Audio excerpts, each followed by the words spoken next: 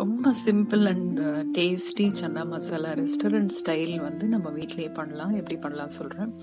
முதல்ல சன்னா வந்து ஒரு ஓவர் நைட் சோக் பண்ணிவிட்டு, தண்ணியில் சோக் பண்ணிவிட்டு நெக்ஸ்ட் டே மார்னிங் நல்லா வேக வச்சுக்கோங்க சால்ட் போட்டு. அப்புறம் ஒரு தவாவில் வந்து ஒரு 2-3 ஸ்பூன் ஆயில் அண்ட் கொஞ்சம் பட்டர் இல்லைன்னா கீ ஆட் பண்ணிக்கிட்டு, ஜீரகம், ஒரே ஒரு பே லீஃப், ஒரே ஒரு ஏலக்காய் லேசாக ஃப்ரை பண்ணிக்கோங்க. அதுக்கப்புறம் சாப்ட் ஆனியன், ஒரு 2 ஆனியன் வந்து நல்லா ஃப்ரை பண்ணிக்கோங்க. அதோடு சேர்த்து இஞ்சி பூண்டு விழுது போடுங்க.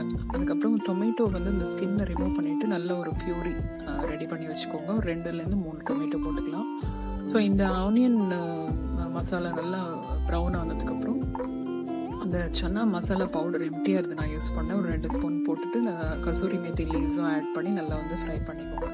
ஆயில் செப்பரேட் ஆனதுக்கப்புறம் இந்த டொமேட்டோ பியூரி போட்டு சிம்மில் நல்லா ஃப்ரை பண்ணிங்கன்னா நல்லா ஒரு அரோமேட்டிக்காக இருக்கும். நல்ல ஒரு ஆயில் செப்பரேட் ஆனதுக்கப்புறம் சன்னாவில் வந்து வேக வச்ச சன்னாவில் ஒரு 1/4 போர்ஷன் எடுத்து மிக்சியில் நல்லா கிரைண்ட் பண்ணி வச்சுக்கோங்க.